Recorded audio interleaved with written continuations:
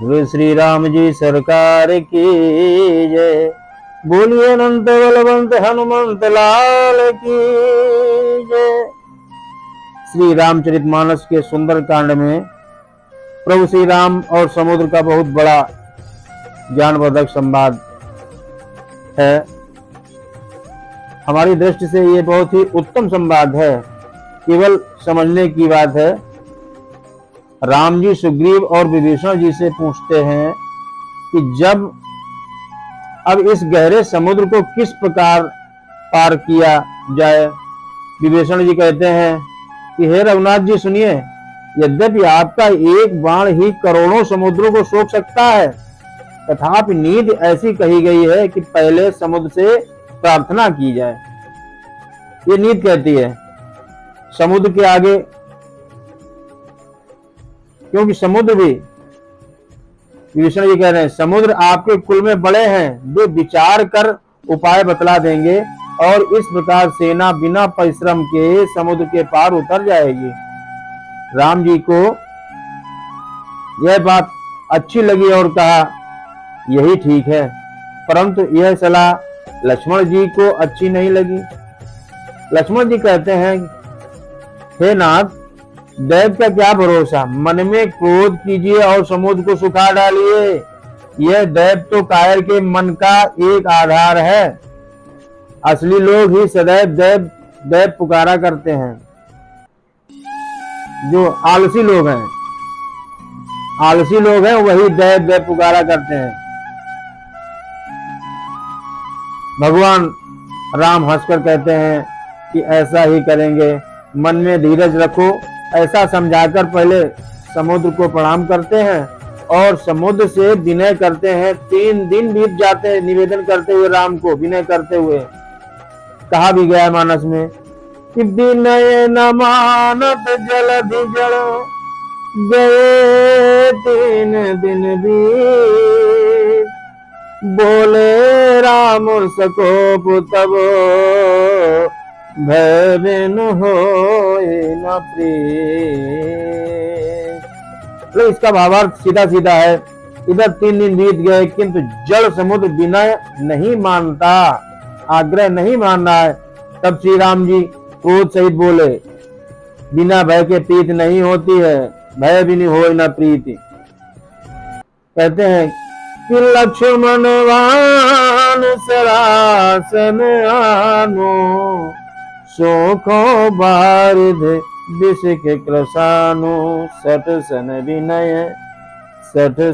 विनय कुटिल सन प्रीति सहज कृपन सन सुंदर नीति। इसका भी सीधा सीधा अर्थ है, भावार्थ इसका है हे लक्ष्मण धनुष बाण लाओ, मैं अग्निबाण से समुद्र को सोख डालूंगा, सुखा डालूंगा। मूर्ख से विनय करना बेकार है। कुटिल से के साथ प्रीत, जो कुटिल लोभी है, कुटिल के साथ प्रीत स्वाभाविक ही कंजूस से सुंदर नीति, उदारता का उपदेश। ये तो सीधी सीधी बात। मानस में और एक बात कही गई कि ममता रत सन ज्ञान कहानी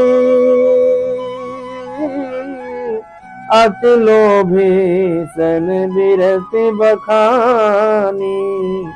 राम सिया राम जय जय राम राम। हो क्रोधी सम कामी हरि कथा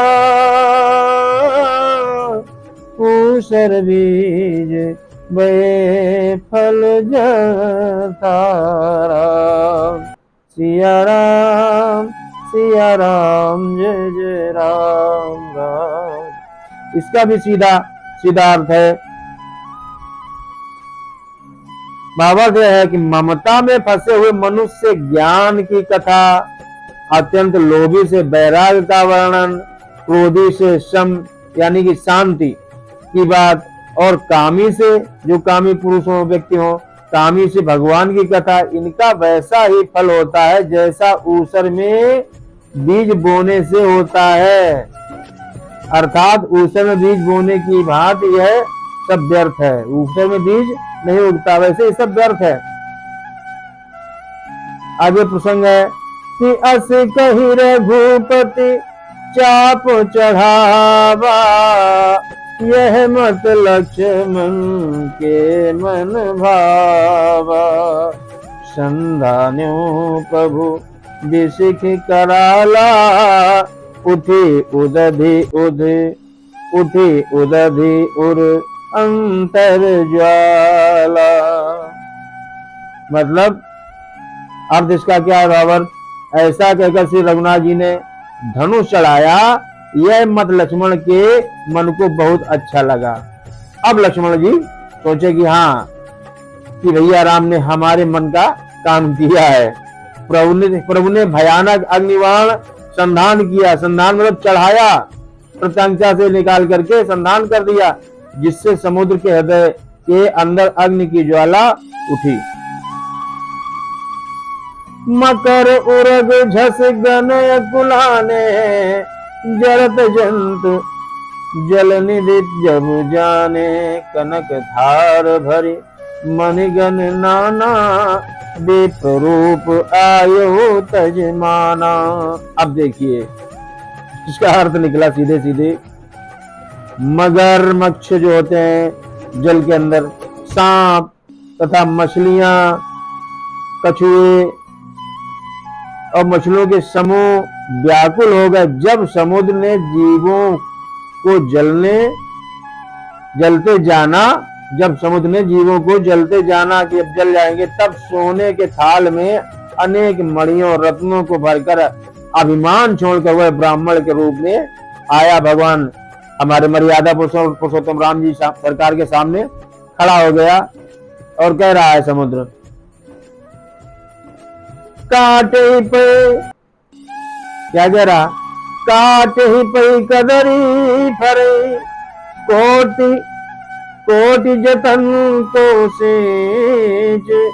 विनय न मान खगे से डाटे पे नवनीच। भावार्थ इसका ये कि काकभूषण जी कहते हैं, हे गरुण जी सुनिए, चाहे कोई करोड़ों उपाय करके सींचे, पर केला तो काटने पर ही फलता है। नीच विनय से नहीं मानता, वह डांटने पर ही झुकता है, रास्ते पर आता है। इसी प्रकार समझे। और आगे का प्रसंग है कि सभय सिंधु गही पद प्रभु के, क्षमहुनाथ सब अवगुण मेरे। गगन समीर अनल जल धरुनी, इन कही नाथ सहज जड़ करनी।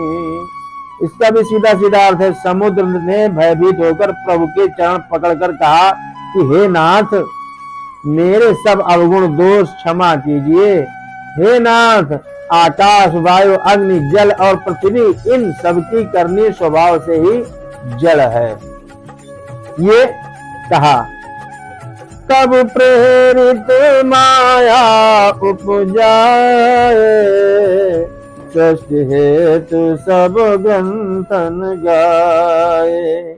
प्रभु आयसु जहि कह अस अहे, सोते ही भांति रहे सुख लहि। इसका भी अर्थ सीधा सीधा है।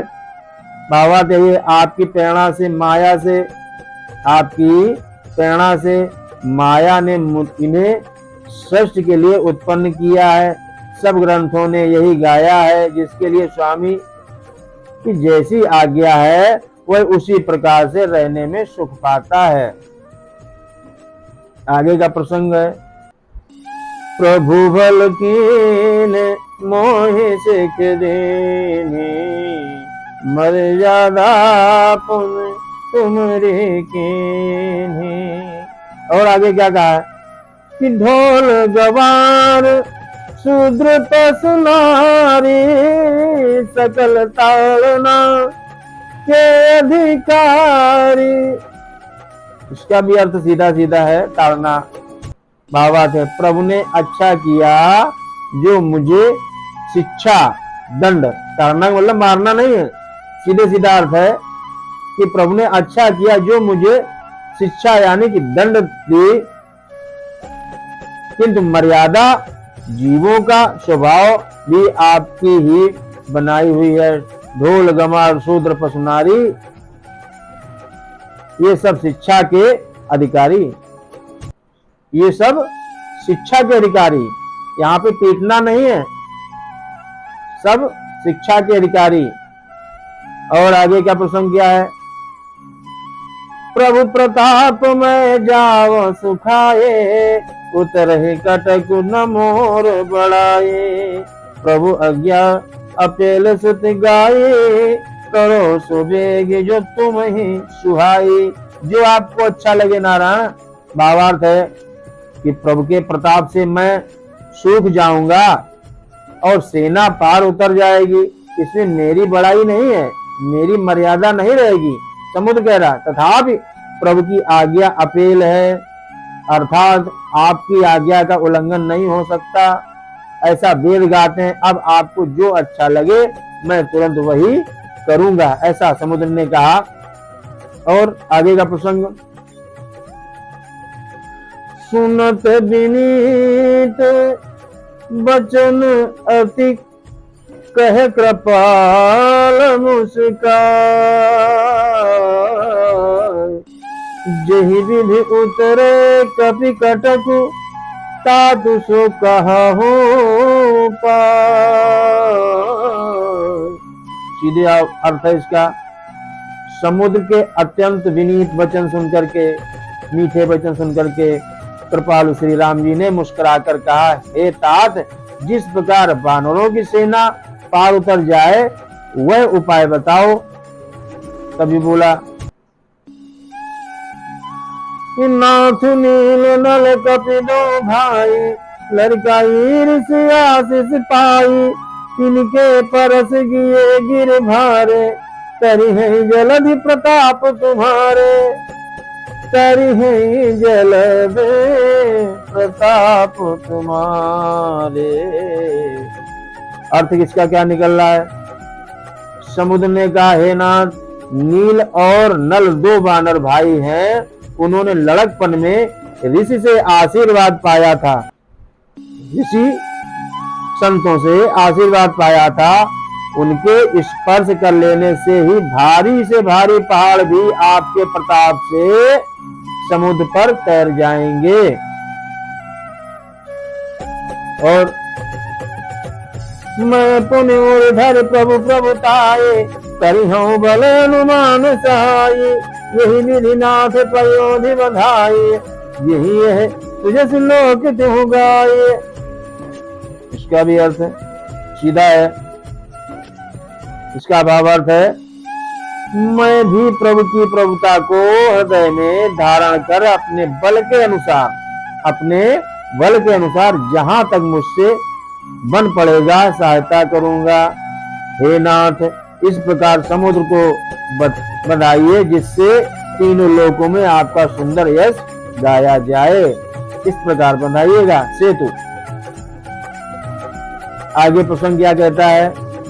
यही सरमम उत्तर तटवासी, यही सरमम उत्तर तटवासी, हतहु नाथ खल नर अघरासी, सुनि कृपाल सागर मन पीरा, तुरतहि हरि राम रणधीरा। हे नाथ, इस बाण से मेरे उत्तर तट पर रहने वाले पाप के राशि दुष्ट मनुष्यों का वध कीजिए। हे कृपालु, हे नाथ, हे दीना दयाल, दीन दयाल दीनानाथ, ऐसे समुद्र कह रहा है कि हे कृपालु। और रणधीर श्री राम जी ने समुद्र के मन की पीड़ा सुनकर उसे तुरंत ही हर लिया, अर्थात बाण से उन दुष्टों का वध कर दिया। फिर अगला प्रसंग है कि देखी राम बल पौरुष भारी, हरसि पयो निधि भयो सुखारी, सकल चरित कही प्रभु सुनावा, चरण बंद पाथो दे सिधावा। इसका अर्थ है श्री राम जी का भारी बल और पौरुष देखकर समुद्र हर्षित होकर के, प्रसन्न होकर के सुखी हो गया। उसने उन दुष्टों का सारा चरित्र प्रभु को कह सुनाया।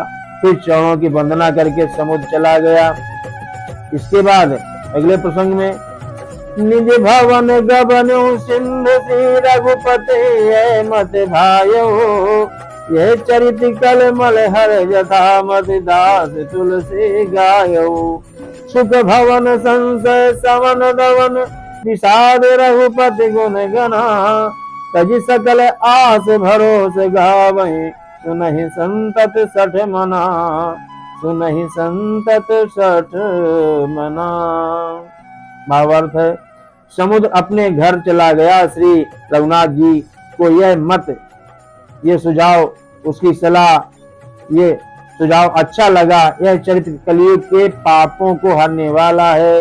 इसे तुलसीदास जी ने अपनी बुद्धि के अनुसार, मन के अनुसार गाया है। श्री रघुनाथ जी के गुण समूह सुख के धाम, संदेह का नाश करने वाले और विषाद का दमन करने वाले हैं। अरे मूर्ख मन, तू संसार का सब आशा भरोसा त्याग कर निरंतर इन्हें गा और सुन। इस प्रकार सकल सुमंगल दायक रघुनायक गुण गान, सादर सुमेत चरण भवो सिंधु बिना जल जान। अब इसका है श्री रघुनाथ जी का गुणगान संपूर्ण सुंदर मंगलों को प्रदान करने वाला है। जो इसे आदर सहित सुनेंगे वे बिना किसी जहाज मतलब अन्य साधन के ही भवसागर को तर जाएंगे। इसका सीधे सीधे आशय ये है, बोले श्री राम जी सरकार की जय।